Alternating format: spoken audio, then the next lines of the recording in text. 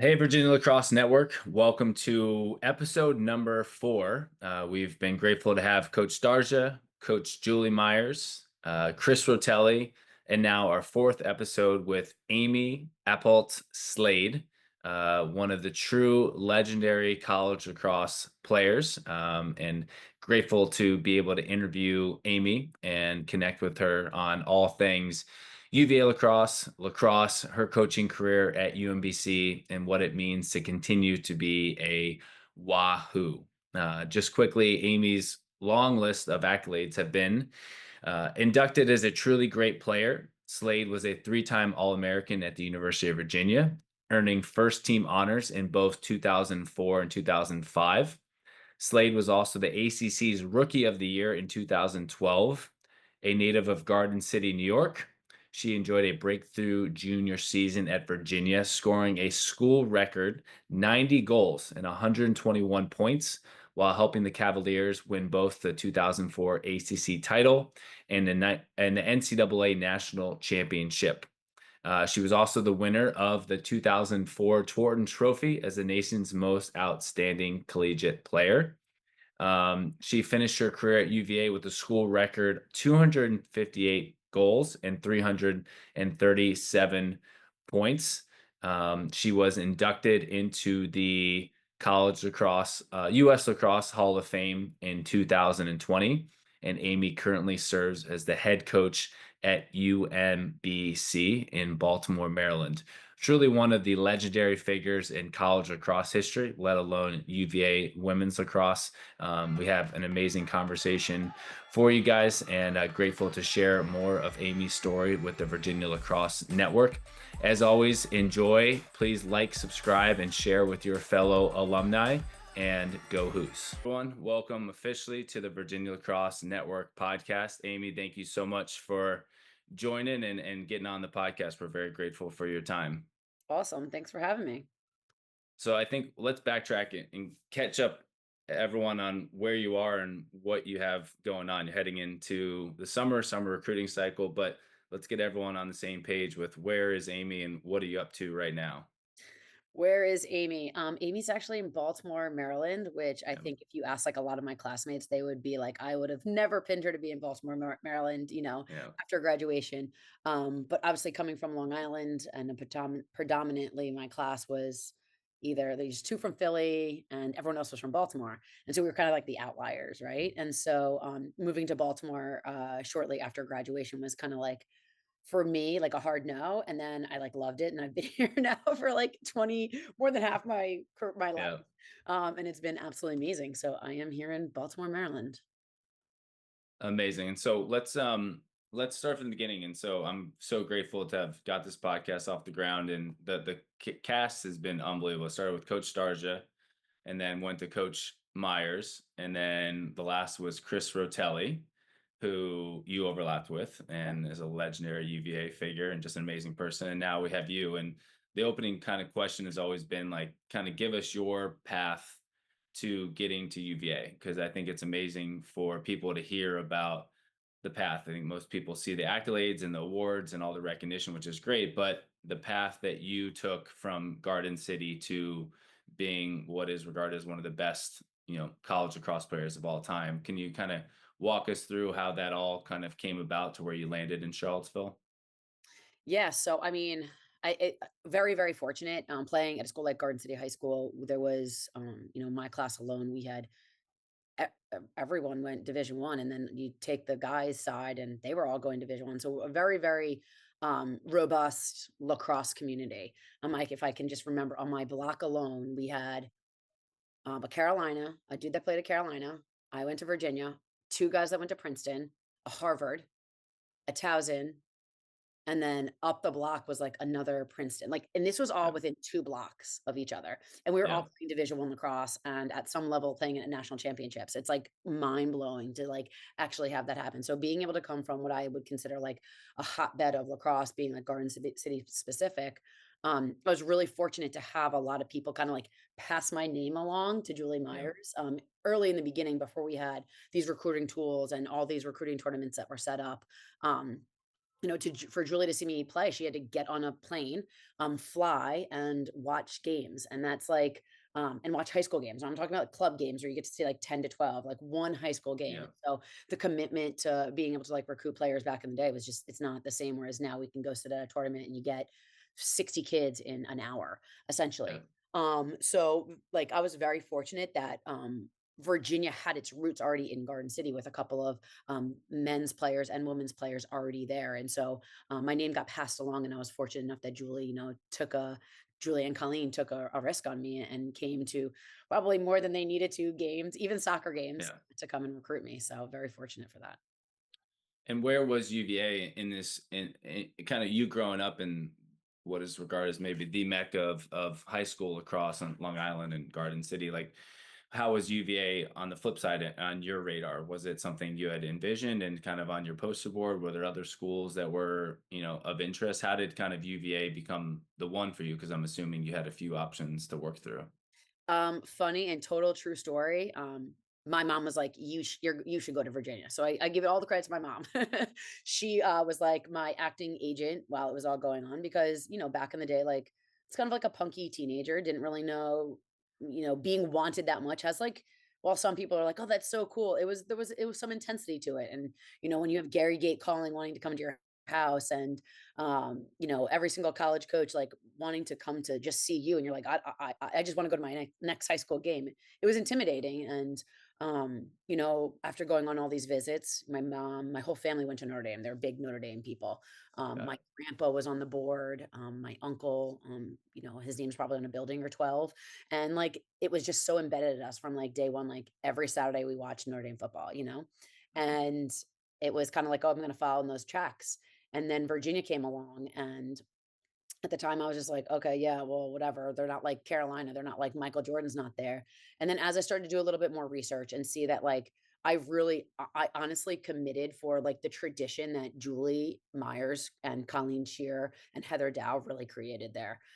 It was something that is it's unprecedented in any other place that I've ever even seen. And now being a college coach myself, it's something that I try to instill in all of our athletes that come through our program. But what they did is pretty special. And so I think ultimately at the end of the day, when my mom, I knew in my heart where I wanted to go. I just didn't know how to say the hard no to the Mhm. easy yes. Um, Yeah. and so when I was able to like say yes, I wanted to go to Virginia. I think I was like, I know I committed on Halloween, the actual like the last day to commit back in the day of my senior year, which now Yeah. people would be like, you didn't commit till October of your senior year, you were trash. Yeah. Yeah. Yeah. That's people are way past that now. It's Yeah, crazy. I'm Yep. really dating Yeah. myself. Yeah. But yeah, I mean, Julie and Heather and Colleen just made it a place where they were not pressuring, and they just made it a place where they I knew they had my back no matter what, and they were going to help me grow and develop to be the person that I am, and they did. Yeah. I do want to talk a lot about Coach Myers and what an amazing person. I do want, it was there a specific moment? It's funny when I've asked Dom and Julie and Chris Rotelli, was there a specific moment or thing that made you fall kind of in love with Virginia? I think we all go to Virginia and fall in love with it. I know for Julie, she said something about the brick and the brick walls that she kind of imagined. Chris Rotelli saw them play when he was in high school at Final Four and fell in love with it. So was there something kind of specific that clicked and you're like, oh my gosh, that's where I'm supposed to be? I wouldn't say like honestly, this is gonna be such like a bad answer, but like I kind of took it for granted and how Yeah. great the whole school is from an academic standpoint to like an athletic standpoint until I graduated. It's not until you graduate until like you really can like look back on the experience, and like there's not one single thing that I can like pinpoint to be like, oh, that was the why it was like such a great experience or why I had to go there. But ultimately now it's like the people, like there's not a day that goes by that I don't have an interaction with like when I mean 45 of like the best friends, like you could just be like, oh, I haven't seen you in 3 weeks. I haven't seen you in 3 months. I haven't seen you in 3 years. And it's like, boom, you pick up right where you left off. And that is a culture that is impossible to create. A culture where there was not much, competition, obviously within practice, but like your growth is my growth. And I have not seen that, especially from the team that I was on, from the 4 years that I was there. There was not an ounce of dissension where it was like, oh, I want to do better than you, so I'm going to take your spot. it was, I obviously would like to play, but you're doing great too. And it was super supportive, super positive in a way that I don't think the world works that way anymore. So I think, after I've let a few years settle and now that I'm in this career, I think it's really the people and the character of people that Julie Myers recruited that made that place like irreplaceable. It's just it's awesome. Yeah. And I want to hear from your standpoint, your mindset going into UVA, obviously being a heralded recruit and having the career you had and gathering information from your classmates and friends and saying that you had a certain mindset about the tenacity towards the game and the hard work and commitment. Was that was that who you were growing up? Was that who you were in high school? Did it start shifting when you got to Virginia? Like what was your mindset heading into UVA? Were you planning on having the career that you were having, or did a lot of other things come into place? Honestly, I think it was kind of like a gift. I didn't know any of these things existed. Like I didn't know the Tewaaraton was a thing when I got into Right. college. I knew that Erin Elby, who was also from Garden City, had like won this award. She was really good at lacrosse, but I had no idea that that was a thing. I had no idea like how you get to be an All American or what an All American was. Um, I'm a very intense athlete, if you can imagine. So like it didn't matter. Like I wasn't going there to like break a record or do a this or do a that. Like I slept with my stick. I had 3 pairs of cleats. I had 3 sticks. I had 3 mouth guards. I had 3 like, everything was in an order, and it was just like, that was the person I was since I was, at the PAL league. I always was the kid that brought 3 sticks to every game. Like, I was always the kid that brought cleats, turfs, and sneakers. Like, no one even knew what turf shoes were back in the day. Right. Right. We played on, like, dirty grass, but, like, if it was dirt, you can't play with cleats, you better play turf. Like, I was that person from a very, very young age, and so, I was very grateful that my mom and my dad allowed me to be that person. So, like, whenever I asked for, like, new cleats or like, I wasn't asking for, like, toys ever. Like I was asking for a new lacrosse stick. And so I was very fortunate that my parents, could provide me with all of that. But again, like I didn't know what that meant going into Virginia. I think, I was the same person throughout. I changed a little bit as off the field, Yeah. which I think my teammates were grateful for. But, on the field, I think I stayed the same intensity that I was from, the age of 5 all the way to the age of now 42. Yeah. Yeah. And was that I guess having all that extra stakes and having is that just do you have are you scared to fail, or are you just where does that like tenacity, that preparation, that focus come from? Is it just born in you, or is there where does that desire to have to get in the extra reps and do all the things behind the scenes come from as an athlete and as a competitor? Yeah, I mean, I honestly, like, failure wasn't even talked about back in the day. Like, we were really, really grateful. Our generation was grateful that that stuff, like, didn't really come up. It was kinda just like, go out and, like, the successes just kinda came, and we never talked about, like, the failures, for good or for bad. But I think I always, I remember from a very young age, like, I used to set out we had to wear a uniform, but I would set out my uniform and my socks and all that. So, like, I I just got up, I took my shower, I got ready, and I was like, everything was in order, and I think that's probably just, like, my A-type personality. Um, but I didn't do it in fear of anything. I did it more because I really like to be prepared, and I think that was like, a thing now as I'm getting older and I'm like analyzing myself. I'm like, oh, I probably had some issues that needed to be addressed back Yeah. then. Maybe I had Yeah. to lay off the brakes and lay off my kids a little bit more. But yeah, I think it was just like, and my mom is a very organized person, but she definitely never made me be that way. My dad always told me to be prepared, Yeah. but he wasn't like, ingraining it in me. He was just like, you have to be prepared mentally, physically. Physically was a big thing for him. He always was like, you could always run a little bit more. Have you ever felt a 10-pound weight and tried to run with the 10-pound weight? Like, what do you think? Like, and he was always kind of pushing those buttons that way. Yeah. For good or for bad, it definitely it did not bother me in any sense. It kind of was like, oh yeah, you're right. I don't want to tell you you're right because you're my dad, but you're right, kind of thing. So um I think it was just something that I was just born with. I just wanted to always be prepared. And now as I write in my calendar book still. I don't have my Yeah. dates in my phone. I write it down in my calendar book as a 42-year-old mom of 3. Yeah. It's just kind of the way I am. And I want to backtrack 1 second, then I want to read these comments from Morgan and Kim that resonate with what you just said. But we were talking about recruiting earlier, and you're on the recruiting trail, and it's very complicated right now. And you went through this process, and it seems like the vibe I'm getting from you is like, hey, just focus on what you can control and try to be the best kind of version of yourself. So, what advice would you give high school players playing lacrosse right now, let alone trying to get recruited and trying to make an impact at the college level? It seems like the game's in a great spot, but it's never been more complicated to kind of get recruited and be recruited and compete at a high level. So, what, based off your experience as a player and now as a coach, what would be your advice out there for those that are looking to take their skills to the next level? Yeah, I think, well, there's 2 things, and then we always tell the players that we recruit, like, follow the trail of interest, and I think that's a big thing, like, mom and dad want you to go to X, and you wanna go to Y because everyone else is going to Y, or you wanna commit right away because you're seeing everyone else commit, and I think, while there is a level of intensity and there is a, like, oh, sometimes we see it as coaches like, "Oh, well, we wanna get done with our class so we can start looking at the next class." And then sometimes, like, when we don't get the yeses that we want, we're like, "Oh god, we didn't get the yeses, we have nobody."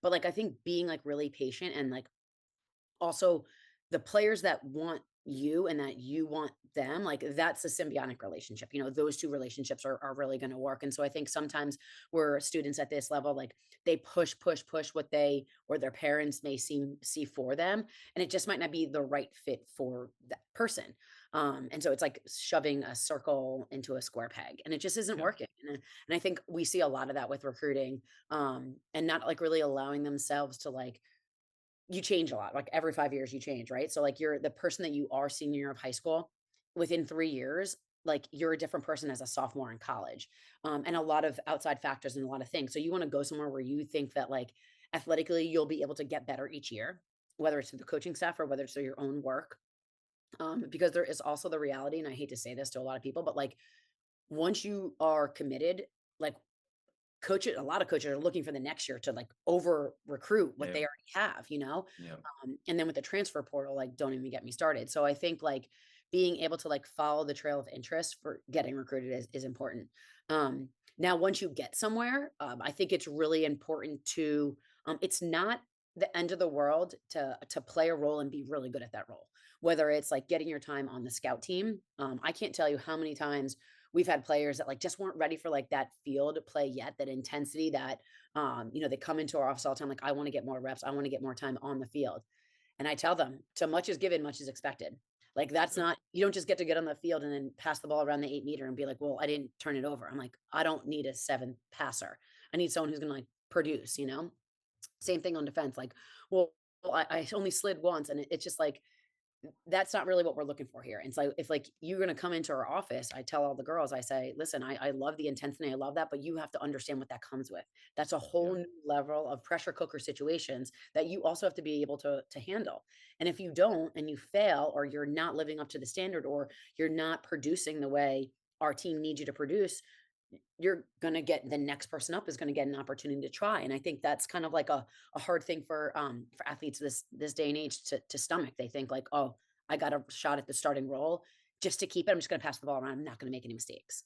And I would venture to say there's probably tons of coaches that have, gone through the Virginia program that are like, I don't need you to just pass the ball. I need you to produce once you get on there. And I think Yeah. that's a common misconception with a lot of athletes at the college level is, well, I just want to get a chance to play. Well, okay, when you get that chance to play, you better come ready to actually produce. So, like, there's a different set of pressure that is put on you, whether it's intrinsically or whether it's by the team around you or whether it's by the coaches. And I don't think there's anything wrong with that. But, if you want to walk the walk, you got to be able to talk the talk. Kind of, they go symbiotic. You can't just run your mouth and not be able to back it up, or you got to be able to kind of do both. Yeah. Well, segueing from kind of getting you to UVA and talking about walking your talk, it seems like you definitely walked your talk during your time at UVA and having one of the most heralded careers in college lacrosse history. And I do want to take this time and read what Morgan Gill and Kim Leckie, because I told them that we were going to be recording, and it kind of continues to double down on who you are and your focus and commitment to preparing at the highest level. But um, so Kim Leckie said, in my opinion, Amy was the first female college lacrosse player to implement some men's lacrosse style into her game. She attacked the crease unlike any other female player at the time and with an unforgiving stick. Now women's sticks have the offset heads and allow for so much more room for error. She would also never complain, capitalized, never. And then Kim said half the time the defender's sticks would be in her neck when she worked the crease, and we would apologize profusely, but she would keep doing what you're doing. I have to get used to it. And then Morgan said she also went an hour before practice to shoot every day and was the only one to do dry seasons, which now is common, but back then definitely wasn't. And then the last thing they said was also tell her hi and that her BF Morgan and Kim love her and say hi. That was a wide ranging um intel from two amazing people. But first of That's all, they say hi.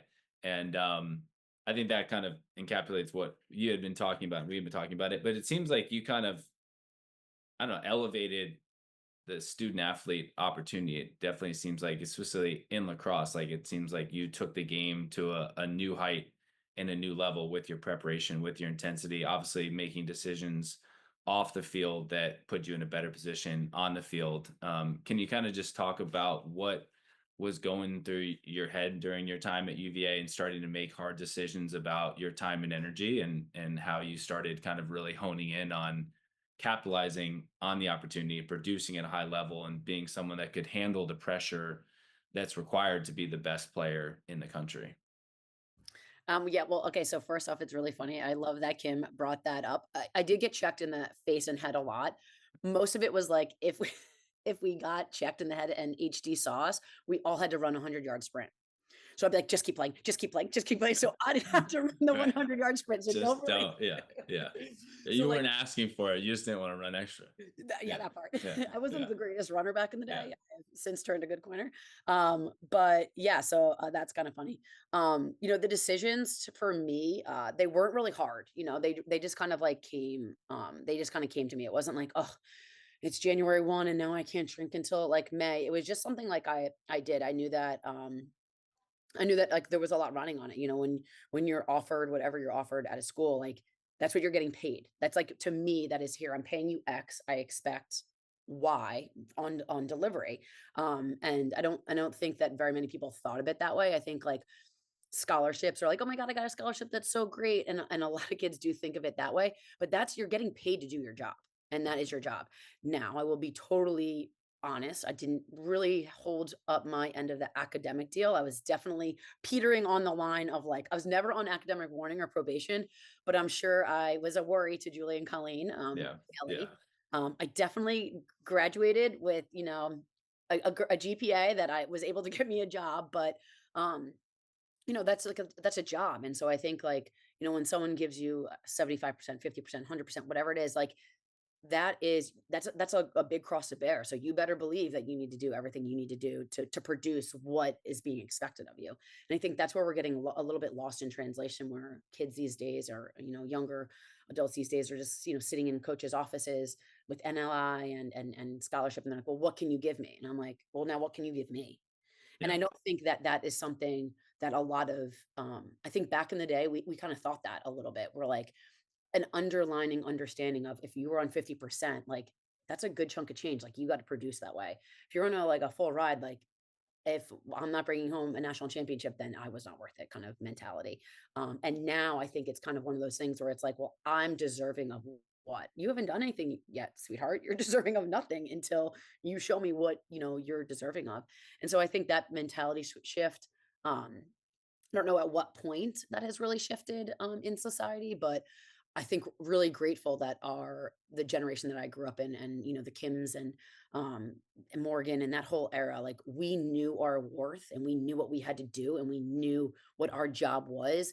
Our coaches did an amazing job of defining without having have like a meeting every single day with us to tell us like, all right, Kim, every time the ball hits the ground, you need to get it. Or Morgan, Right. like you need to transition the ball. And if like you get hit in the head, keep running and run harder, and like Caitlin Banks, like when you're on the crease and you get a pass, like you got to put the ball in the back of the net. And Lauren Allmiller, like you have to win every single draw. And like Courtney Young, like if Amy has the ball, like she's getting double teamed, you have to backdoor. And Nikki Lieb, like if the ball's on the turf on a draw, like that is yours. And so I think like all those generational people, like when someone told them that was your job, like we took it seriously and we were like kind of like no one else can be better at us than this job. And I think that's why ultimately why we won a national championship is because everyone knew their role in whatever capacity it was.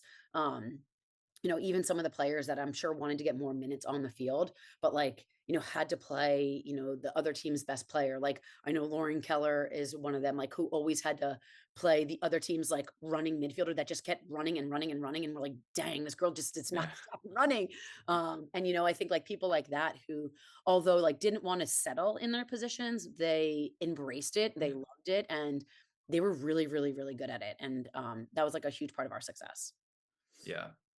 Um, so I guess talk to me. I mean, you kind of were at UVA in a golden era of lacrosse. I mean, the 4 years you were there, winning national championship, going back to national championships, obviously winning the Torton Trophy. Like the culture, kind of segueing to Coach Julie and Myers, like the culture she built, and I had to get the interview a couple weeks ago, and just I told her the thing that was most impressive to me is the longevity she had of such a great culture producing such really good people, is just fascinating of how she was able to do that. So dive into when you were a player, like that culture, that leadership that she had. What were you guys experiencing that kind of all cultivated towards such success over a long period of time, let alone the 4 years that your group was there that produced some of the most memorable experiences in Virginia women's lacrosse history?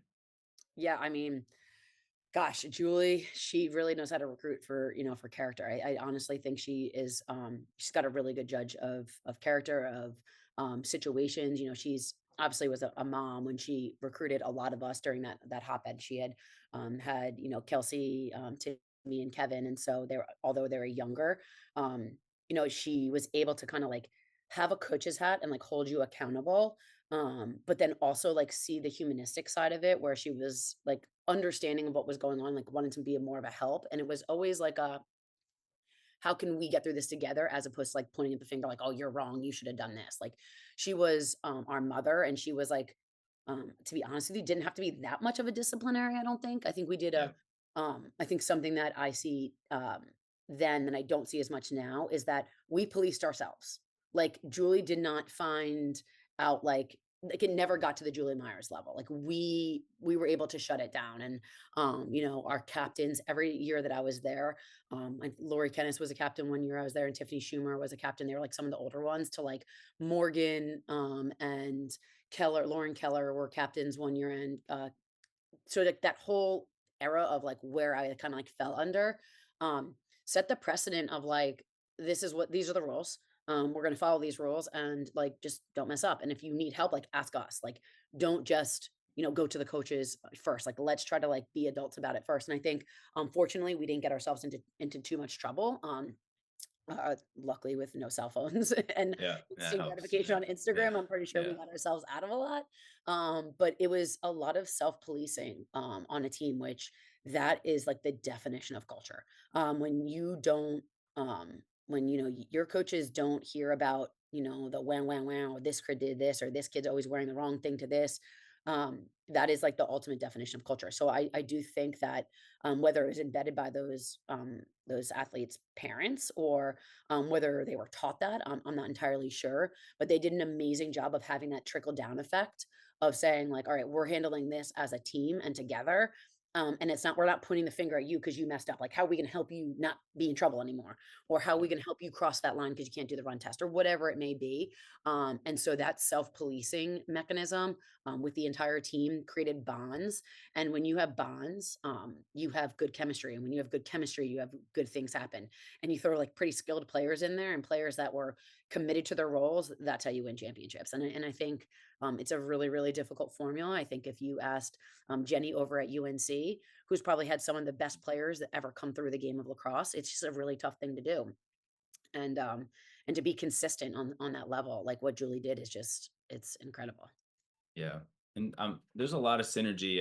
Like I said, last podcast was Chris Rotelli, who we talked at length about his time there, but then obviously in '03, him getting Sporting and winning the national championship and that team. There's a lot of synergy. I know you guys, the year you guys won the championship in '04, the year before lost in overtime. There's this kind of intensity and focus from top to bottom, the leadership, the cutting out of distractions. Obviously, the best player on the best team playing at a very high level. There's just a lot of synergies between that '03 team and you guys on the '04 squad, which is amazing to think about. So I guess one, can you talk about that era of Virginia lacrosse? Obviously, to go back to back on the men's side and the women's side is pretty amazing. So the energy and focus around the program had to be pretty high. And then kind of just segue to what was special about that '04 year. What do you remember most? Obviously, you'll probably mostly talk about the team, but it was historically one of the greatest individual lacrosse seasons ever. So I guess it would be a twofold, just how the program felt during that time, kicking ass, and seems like just a lot of focus and intensity. Because Chris Rotelli is like, we just made a commitment that all year round we're gonna dominate every sprint, every lift. Like Chris was the first guy at every sprint, every lift, right? So there's a lot of leadership at that time. And then just what was magical about that '04 season that you remember most?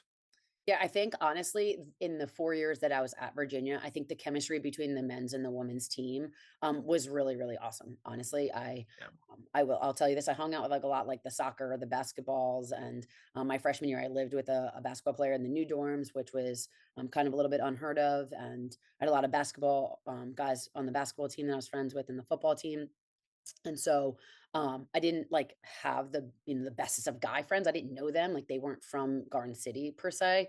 And then the Baltimore crew all knew the Baltimore crew. They all went to St. Paul's or yeah, NDP and they were all kind of friends. And so I kind of felt like I was, very warmly welcomed, even though I'm like the New Yorker, kind of like to the side. They very warmly welcomed me. Jack DeVilliers, like to this day, is like one of like the coolest dudes I could just like hang out with. Brendan Gill, like that's like my guy. Teddy Lamedy, like these are yeah, guys that like from jump. We The only thing we have in common is that we play lacrosse. yeah, And some of them obviously married some of my best friends. And they're just like awesome guys that like if I was like, dang, I need help, like they're there in the drop of a hat. And so I think in that era, I think the energies between what we wanted and what they wanted were really the same without really like is an unspoken bond. We yeah, certainly had our fair share of fun, right? And we supported them. And they like I know they like to pull some pranks on us when we had to like get up early for practice and they could like stay up and party that night or like during the fall and yeah, stuff like that. But there was just a good energy around Virginia lacrosse in general, and the understanding for like we're doing this kind of like together and like winning tradition and culture is like that is what we do, period. And so I think like that, you know, that energy, that greatness like pushed other greatness. I really did love being a part of that. Um Now what was like different in 2004, honestly, like losing in 2003, that was tough. I know we played at Syracuse. It was in the dome. It was a beautiful day and we were playing inside. We were about to win. And then I got all these texts like, "Oh, congratulations, first national championship, like congratulations!" But they didn't watch like the last 2 minutes of the game, which like was the yeah, most vital 2 minutes of the game because we lost. And so I think like feeling that like that was the first time where I actually there was two times ever in my life early at Virginia that I felt like, oh my God, this is what it feels like to lose. And it was my mm, first game as a freshman at Virginia. We lost to Syracuse, and I pouted like a damn baby. I huh, sat at the stairs. My mom texted me like 10 times. This is like on a big block phone. I'm like, I'm not coming down there to talk to those people. Why are we tailgating? We lost. Are you serious? Our first game and we lose? That was pathetic. And I'm like going off the deep end. My mom's like, you coming from Garden City, I lost one game in 4 years. yeah, right, So right. like It's a new I concept. was Yeah, not ready for this. I was like, is this what we do here? This is bullshit. yeah, Like I was going off the deep end. I love it. Yep, And then on brand, on brand. yeah, and then we never lost to Syracuse again, I will tell you that. But and then the next loss was to Princeton in 2003. That was tough because we had a pretty stacked team. And that was kind of a mental now that I'm like looking back at it and I'm a coach of, now 17 seasons. I think that was a mental breakdown we had, a little bit of a mental hurdle that we probably didn't plan for because we had a really successful season. Yeah, Um, but then, obviously winning in '04, that mentality, I do remember actually training a lot harder in the summer. I stayed at school. I did extra workouts. Ashley Haas, who was a teammate of mine, also stayed to do some summer classes. We would work out. That was at the time I asked Ed, who's now the strength and conditioning coach. I'm like, don't we have like summer workouts or something? Like they only did it with football. yeah, And I was like, no, we should all do this. And so I remember like basketball started coming to them, football yeah, started coming to them before you know it. Like I'm like, no, no, no. This is like, we got to do this every single summer. Like, you have to have 3 times and everyone's available. Like, and so now it became a thing. Um, and so that was something that I think really fueled it. The personal success, honestly, like it came because I didn't think about it. It was not really a thing. It was just like, oh, on to the next game. Oh, we got another game. Oh, let's go in this game. Oh, like we're pretty good Yeah. here. Like it was not something that was talked about. It was not something that was thought about. It wasn't. I never even knew how many goals I had until we always like would get like a game ball at the end and I'd be like, oh, okay, cool. And those balls are now honestly all in my backyard and my Yeah. kids Yeah. use them as Yeah. shooting balls Yeah. because my dad Yeah. was like, oh, keep these. And now they're balls that we shoot with. So Yeah. they made it Yeah. like the longevity. But Circle of life. circle of life, Yeah. yes. Hopefully Yeah. my son is going to gain the power. Yeah. Yeah. But yeah, so I think that it wasn't thought about. It was just kind of like stay the course, you know. And the one great thing that I actually really, really applaud Julie and Colleen for, and I can see how this gets in the way, and why some of the student athletes that are, the best on the team or carry the most weight, a lot of them want the glitz and the glam and the attention. And if you don't give them the right glitz and the glam and the attention, there's a little prima donna attitude that kind of goes along with it. Yeah. And Julie and Colleen, I joke with them all the time. They never told me, "Oh, you're really good." They never, and I like love that. Like I had no idea. I was just doing what I love to do. I scored Yeah. 3 goals. I'm like, okay, cool. Next game, like to me, it Yeah. meant absolutely nothing if we didn't. If we won, it was great. Like, if we lost and I had 5 goals, like, we lost. Now, luckily, that, like, didn't happen much, but, like, I do feel like a little bit of a problem in this era is like, "Oh, we lost, but I scored 5," and I'm like, "We lost is the end result," you know? Like, you kinda you didn't you just scored 6 because you wouldn't have lost kinda thing. And so I really, really valued that Julie and Colleen never allowed me to get bigger than the sport or the game, and that was, like, something that it's hard to see because I do think a lot of these players, they need that, like, "You're awesome. You're phenomenal. Let me post you on Instagram. Let me repost you 12,000 times." And, like, they need that affirmation without just knowing, like, good is good, and that is Yeah. it, and that's all you need. Yeah. And so I Yeah. really applaud Julie and Colleen for if they had blown up my head, maybe I would have been a different person, I don't know. But I really applaud them for not doing that and allowing me to just be me. Yeah. And I want to give you the mic again. I know Coach Julie and obviously Colleen have meant a lot to you and continue to mean a lot to you, and they're such unbelievable people. And so, looking back now, like what are your biggest takeaways from at least being coached by those two? What have you taken with you as now you coach and now you're a parent and a mother and in this world? Like what are the things that resonate most with you about who they are and what they represent and the way that they helped you grow and develop as a person? Yeah, I mean, I think first and foremost, it's so funny as I'm sitting here, Colleen called like 5 seconds ago. Mhm. So I talked to Colleen probably more than I talked to my own mother, Yeah. and it was awesome to kinda, like, watch her and her daughter kinda go through the experience, and I hope I get to do that one day, but I think ultimately they have, instilled the importance of, like, building relationships, and ultimately, I think that's what Virginia is all about, these relationships, like, while you and I didn't play in the same, time frame or the same era, you're much, much younger than I am, but like one of my assistant coaches is Morgan Stevens, who also Yep. went to Virginia. And her, good friend is Danielle Epler, who is at my house every other day now, and just graduated from law school. Like the connections and the relationships that have been built through now you're gonna make me cry. From Okay. Virginia is like is really it's unprecedented.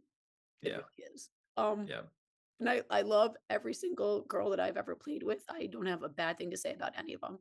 And every time, like, actually, I was just texting with the girl Ainsley who played not even in the same time frame as me, but I need a Yeah. tutor, and she was like, "Oh, I got you." So like Yeah. you don't see that anywhere else. And Julie and Colleen did that. Yeah. So that is my takeaway. UVA is amazing because it builds relationships.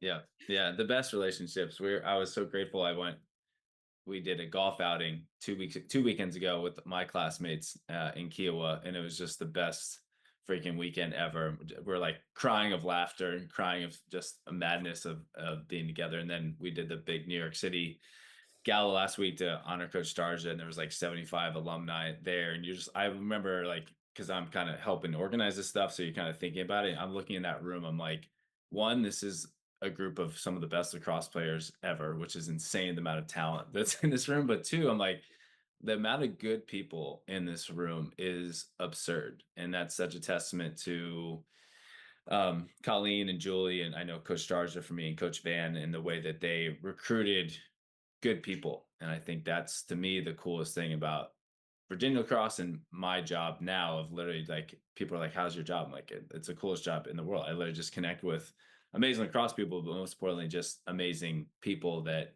you share this legacy with, that we're all so grateful to have. And so I just double down on your testament, and double down on the culture that has been established by people like Julie and Colleen to help good people grow and foster and build those relationships is very special. Yeah, yeah. It's so funny because everyone who's gonna watch this, they're gonna be like, "Oh, so typical. Amy got emotional because she loves us." I'm like, "Yep, this is part of the course." You put it, you on, it's on the sleeve. You're not hiding the love. You're not hiding it. So all right, so we'll, I guess, go into phase three, which would be post UVA. So we got get to UVA, amazing career, and then you've stayed with the game. The game has stayed with you, and you've continued to lean into it, and you've been coaching now at UMBC for a long time. And so I just, let's start with the kind of, I know I've been coaching high school. I think coaching is amazing. I think everyone, if they can coach, should coach in some capacity, because it's good for the game, it's good for people, it's developing young men and women to be positive additions to society. So what would be like, how did you get, it seemed like kind of early on the light bulb just came that this is what you're supposed to do, but kind of talk us through kind of graduating and thinking through your career next steps, and how you've ultimately just landed in coaching role.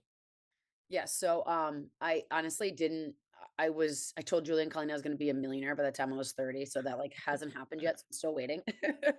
I said, "I'm gonna have a really long Yeah, driveway, and yeah, everyone's gonna have to yeah. do backward sprints up it to get to me," and, like, still hasn't happened. Nice, Um, nice. Yeah. little did I know that coaching Yeah, is not going to get me no, that. no, yeah, And I was very fortunate to have the opportunity to coach here at, UMBC. You know, they had an opening, and it wasn't something that I really wanted to do. I had started a private training company for myself once I graduated, and I loved really helping develop, players like skills. And then I started to realize, like, a lot of these girls are talking to me about, like, all these issues that, like, aren't lacrosse related. Like, "Oh, this girl did this at school, this girl did this," and I felt myself, like, really finding, that I was, like, kind of like a sounding board for, like, a lot of these, like, young girls that were kinda going through things that either I didn't really get to go through in high school, or I could, like, give good advice, or just, like, give them positive frame of mind. And so, when I got into the coaching world, I wasn't really showed that right away. Like, it definitely took a long time to start to change the culture here at, UMBC. I wasn't a head coach until, I think this is like my 11th or 12th year as an actual head coach, but served as an assistant. So my capacity kind of wasn't as, like, great, and I didn't get I didn't get to make all the calls, essentially. So I was just kind of there, like, helping with the skills. And so I didn't really know I wanted to do this for a very long time until, I was kind of thrust into the position. I was an assistant, and, um, one of the gentlemen that I was a co-head coach with decided he just didn't want to be a part of this anymore. And it was kind of in the middle of the season. And I was pregnant with my first, and I was so sick. Like, I was like throwing up, like, every single minute. And I'm like, I can't believe this is happening. It's just me and you for the whole rest of the season. And, like, I'm gonna probably lose my job after this. Now I'm having a kid. Like, it was crazy. Um, and I was really fortunate for all the people that took a risk on me to see if I could figure it out and do it. And luckily, with, like, a really good support system, and then being able to hire, Morgan, was awesome because I had known Morgan, and that's like hiring your younger sister. She yeah, knew, like, what we wanted in terms of, like, culture, because she lived it at Virginia. She was like that same breed. And so while I didn't want to make UMBC UVA, because they're certainly not the same school, I wanted to try to bring in some of those greatnesses that UVA had, that to make UMBC really great. And that was some of the things UMBC already had. There's so much, tradition, and all these girls that really, really had a great time with each other. They just weren't always connected in the right way through, like, a coaching staff. And so I felt like that was one way that I could easily kind of right this ship and, help UMBC, like, not just be like a team, but be a program. yeah. And so I think that's always been my goal here. Coaching is like, I don't want to just be a coach of a team. I want to build a program and a tradition. And I think, now as we sit here and, um, And I think I'm probably one of the longest standing coaches here at UMBC, and I've had the same. I had two assistants for the same for a very, very, very long time. Morgan's still with me, and then we just hired Sierra Cockrell, who, although went to Syracuse, is still ACC fellow. So like, Yeah.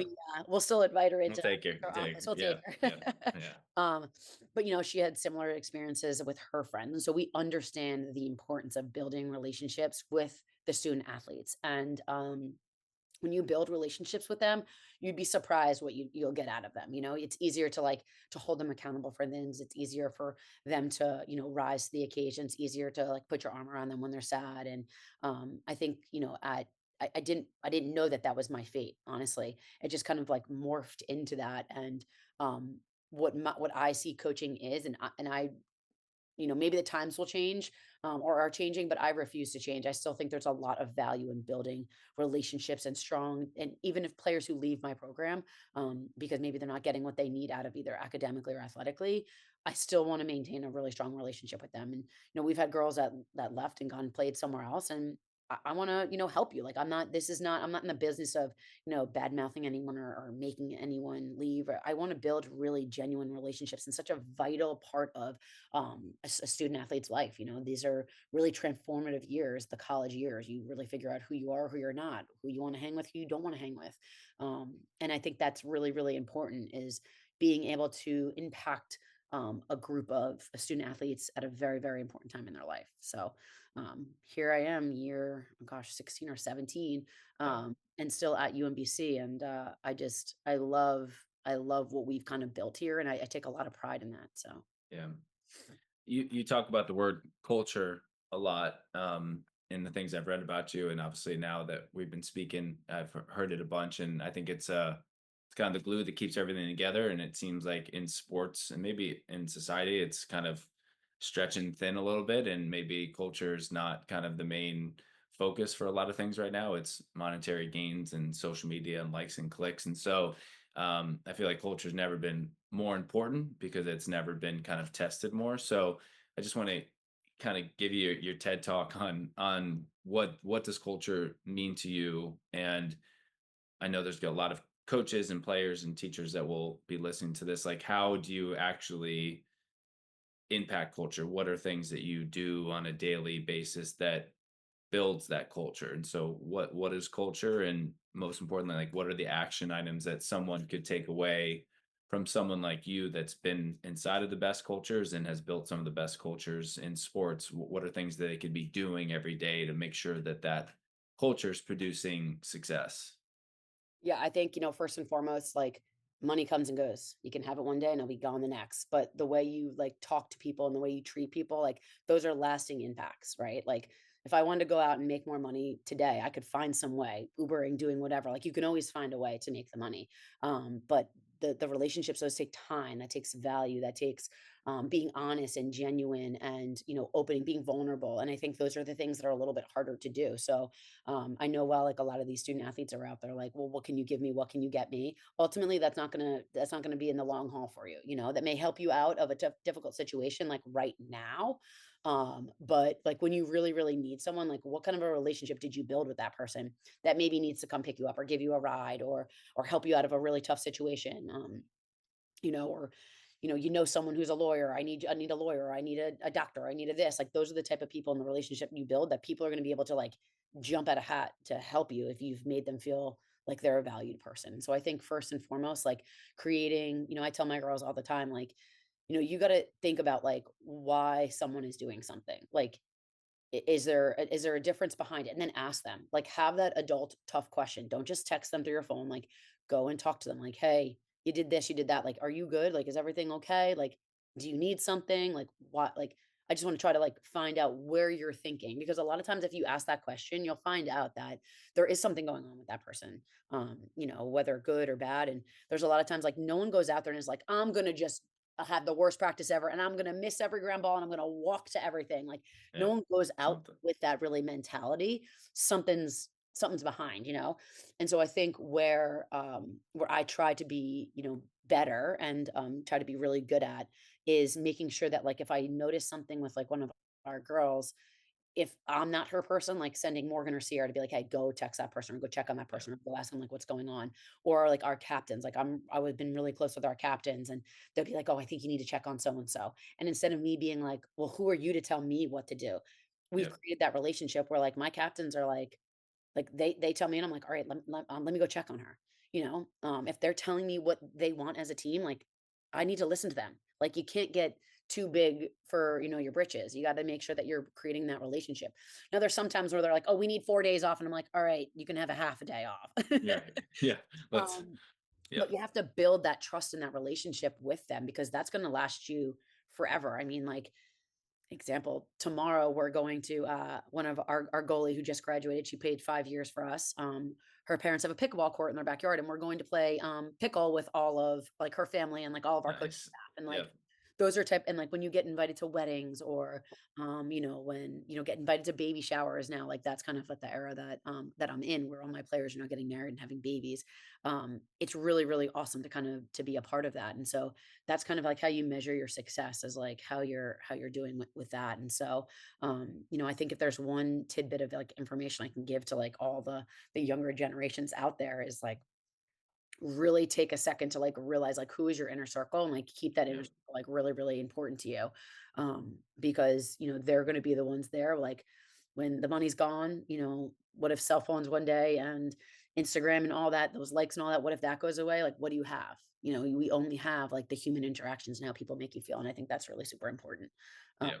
and I think like the last thing and this may hire me or fire me, I'm not really even sure, but like I really kind of refuse to change with the times. Like I'm not paying you additional funds to do something that is really, really fun. Like that's not what this Yeah. is here for. I really don't I hope that lacrosse doesn't really go down that slippery slope because I do think it's one of those sports where a lot of us play and do not for the money. Now, footballs, basketballs, they're kind of a different beast. Like, you have the Yeah. NBA, you have the NFL. But I would say, like, if you ask all the like WLL players or the PLL players, like they have other jobs, but they're Yeah. doing it because they absolutely love the game. And I don't think that there's a lot of sports that have that genuine passion and love for just the game of lacrosse. Where like if you play lacrosse, even if you're my arch nemesis from Northwestern or Princeton, like we're still chumming it up. We're gonna go get a beer and have a glass of wine. Yeah. Like, we're still friends. And so I think that like there's nothing like it. And I really, really, really, really hope that we don't go down that slippery slope of being demanding for something that is such an amazing connector.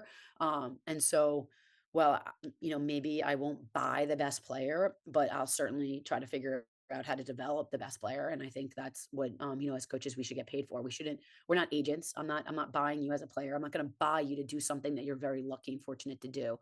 And Yeah. so that may not be a popular opinion around some of these athletic directors, um, but it worked in 2004 and for the men in 2003. And it will continue to work if you do it that way. But the more energy we give, like, and I know NLI is huge and people want to do that, but I do think it's a slippery slope, and I hope Yeah. that lacrosse does not dive down that slope.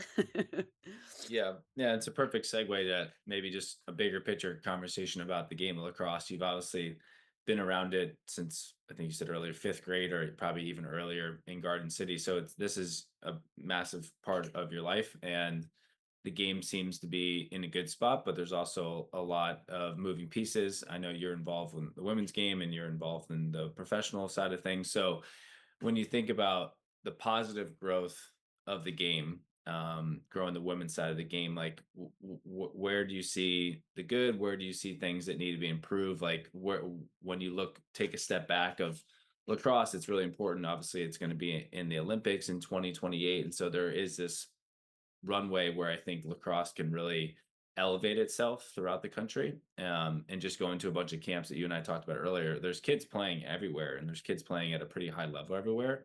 There's some issues in the college growth and stuff. So where do you see the game growing? Where are strength, where are weaknesses, and what could people that care about the game be doing to make sure that we're continuing to let it grow in a good way and maintain the integrity of the game, which you alluded to earlier? Yeah, well, wow, if I had the answer for all of that, I don't know what I'd be doing. Maybe be like Yeah, running my own lacrosse president of lacrosse university, I don't world. know. Yeah, I think the one of the awesome things about lacrosse is that like people like Jen Adams and Dana Dobie, who both coach over at Loyola, who are very good friends of mine. Um, and they have always played for like the passion, kind of like what I talked about, and the culture and the heritage behind it. And I think that's super, super important. I'm super lucky to have Sierra Cockrell on our staff who plays for the Haudenosaunee Nation on all disciplines. And she's like an awesome example of like the game that was like given to us, by the creators. And I think that like we can't lose sight of that portion of it. Now, do I think like the players who play in the Olympics should get sponsors and should get paid, and the U.S. players when they play at that level should they get sponsors and should they get paid? Certainly. And I would love where we could find a way that like athletes, lacrosse athletes can get paid for their name, image, and likeness through like brand recognition. I think that's something important that we could really help. I would really hope that lacrosse kind of stays away from the, oh, and not only on a full scholarship, but I'll give you $30,000 to just go shopping with. Like, yeah, I think that's kind of like, and I know this house settlement, like this has kind of all been talked about. And I know a lot of these athletic directors like, oh yeah, that's a great idea, or what they buy into, but like too much is given, much is expected. And I think that is a type of pressure that we haven't set our society up for. Honestly, like mentally to be able to like withstand that. Like I said, like if I give you X, I expect Y in return. yeah, And so I think right now, while that's not on the forefront of people's minds, it's going to start to creep in. And I think we're not as a society ready to handle and manage, players when they don't, reach those benchmarks. I don't really ever want to like be able to be like, oh, well, you didn't score your 50 goals, so now you're fired. I don't think that's fair to this generation. That's really, I think that's what they want, but I don't think they know how bad that it could potentially be for them. So I hope that we could find a way, and I hope at Virginia, I know they're doing a huge initiative and a huge push to be able to, pay all their student athletes. And I really just hope that like the players that go to Virginia understand and realize that like going to a school like Virginia should be enough, because it will set you up for life. The financials outside of it, I would love to see like that money being like used for to help players like brand themselves, figure out yeah, how to have positive self branding. I think that's a really great way for women particular to gain some momentum and some traction and to be in ads, because like honestly like just paying you $100,000 for like whatever your 4 years, well, you have to be taxed on that, number one, and so after taxes that's not that much, and if you knew how much a carton of eggs costs as an adult, like you'd really be like, that's not getting me anywhere. So I think like let's not shoot for like what's a quick fix, like a quick band-aid. yeah, Like how can we really really grow the game of lacrosse by really leveling up the players in it. right, And I don't think that means just like paying the best players right there on the spot. I really think it's creating an environment where they can grow to be the best version of themselves through, using the social media. I don't want to poo-poo social. I think like there's brands out there and there's companies out there that can really brand recognize a person. Like, here you are, and here, wow, like that, I want that stick because that person has it. And and yeah, help them through those avenues, as opposed to just being like, all right, I'm sitting in your office, coach. Thanks for the full ride, but what else?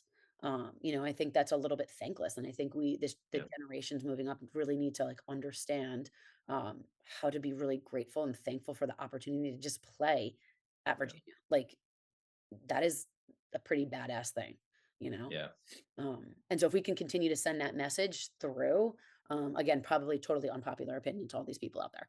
But if we as an alumni situation can like just tell them like, once you get to Virginia and you give it your all, like you're a part of something that is unprecedented. And, we have a system of a Rolodex of people that have worked everywhere from ESPN to that are heart surgeons to dermatologists to lawyers. Like just in like my friend group, I can like text my friends like, who has this? And within 30 seconds, I have 37 done, responses.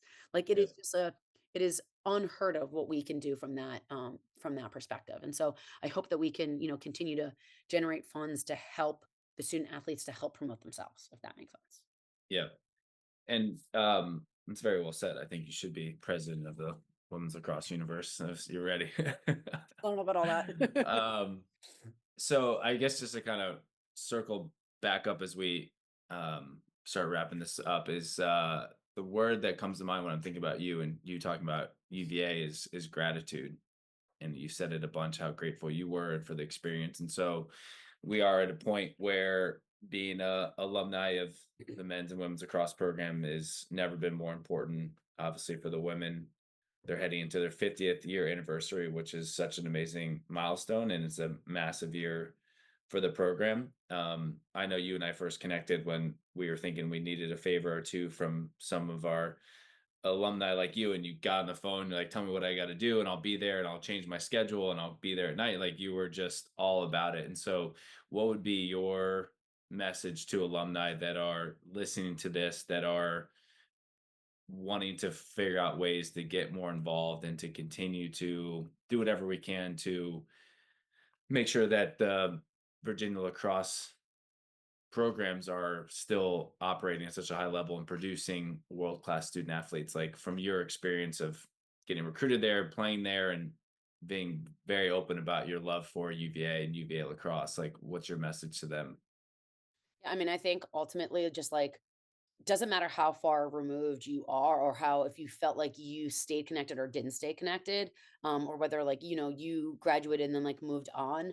I mean, there's plenty of people that I know that have gone to Virginia, and every time I see them like, wah, wah, and like they're Mhm. just like, oh God, there's that crazy girl just like wah, wah, and cross. Like I met actually a Yeah, man who lives in my neighborhood. He always has his Virginia flag.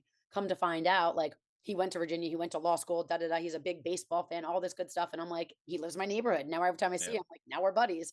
Um, yeah, and so I think that like my message would just be like find some way to just like get involved, whether it's like I don't think that the people of Virginia know how impactful they actually are, whether they're a stay-at-home mom or dad, or whether they're a CEO of a company, or whether they coach lacrosse, or whether they coach their little kids pee-wee.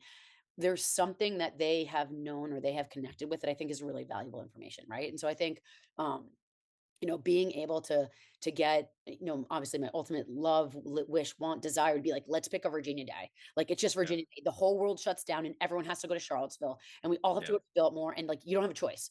Like cut yeah, all your kids' sports. Like I'll even like miss my kids' football game for this. We're all going. yeah, Bring your significant others, bring your kids, and like just like all like just connect in some way. And so I think my grade, particular, like I know my immediate grade does an amazing job where like we text each other. They're my pin at the very top of my phone. yeah, Um, yeah, and like we talk all the time, or like I'll like stop by Carrie Chastney's house and just be like, oh, here, I bought you flowers, or like, what are you doing? Do you want to make me espresso martini? yeah, Like yeah, just yeah, things like that. Just do something to just connect with like some person, because I do think we could build something really, really rich at UVA that continues to keep the integrity of why we all committed to Virginia in the first place, yeah, um, without tarnishing what they need to do to move forward to be successful. Because I know those are two different things. There's the 1980s through the 90s, they committed because they're like, "Ah, I saw Virginia lacrosse shorts at that store and I'm going there." And yeah, then 90s through 2000s, like, we watch like actually my kids watch highlights of the Maryland Virginia game that went to like seven overtimes, and yeah, like the yeah, film is so terrible. I'm like, yeah, all right, yeah, that was like, I yeah, know that yeah, game. yeah, yeah, yeah, And like my kids are watching that, and I love that. And there was a new passion for us to want to like win. And now this generation is like a passion to be synonymous with like great facilities, a great athletic department that really, really has to, push itself in the America and the ACC. Like it is just the ACC is like loading a lot of money into different areas, and I kind of and I get that, but I think we can all find a way to keep the integrity of what Virginia athletics is about through any athletic director, whether you had Craig Littlepage or Carla or someone before there. I think we can find a way to keep the integrity of what makes Virginia lacrosse so special, and then really like filtering in things that can really give the kids and the student athletes what they need, yeah. to be able to grow and be the best version of themselves. And we can definitely do that with all the smart brains in the room. And I'd love to see us do that. Yeah. And last question, I think I'll know the answer, but you said maintaining what makes Virginia lacrosse so special. So from your standpoint, and thank you so much for the time today and everything you've done for the program, what does make Virginia lacrosse so special? It's the people, obviously. It's the people. It's the like I said, the relationships. It's always going to be the relationships. Without really good relationships, you can't find really good, players. Without committing that time back in 1999, I'm sure if you ask stars are the same thing. You had to pick up a phone and call someone and talk to them and get to know who they were, and then you had to take a flight to find out what they're playing. Julie came to a soccer game. I did not play soccer at Yeah. Virginia. Like, Yeah. and she was very pregnant and like got stuck in a storm and couldn't get back to Charlottesville. Like, so those are, being able to like risk that, like that's what you want, like that drive. Like, I want this person, I want these people to be in my inner circle. And those relationships have proven to be good players, which then proven to be good people. And then that's when you have growth and winning. And it's a winning culture like nothing I've ever seen before. There's not one thing that you can put up against that I won't be able to argue why Virginia lacrosse isn't better. And I'm pretty sure that's why people don't argue with me. Yeah, they'll learn their lesson quickly, not to mess with you. Well, thank you, Or bad. Amy. Yeah. Well, thank you so much for your time. I'm very grateful for you, and I'm excited to continue to build our relationship. And thank you for jumping in to support Virginia Lacrosse Network. And we have a huge year. Plug to the 50th anniversary for women is March 20th to the 22nd, 2026 in Charlottesville this year. So aiming to have a massive, massive weekend with Sonia and Mike and the rest of her crew to really continue leaning to that program. So, Amy, thank you. And I can't wait to meet you in person and go Who's. Awesome. Go Who's.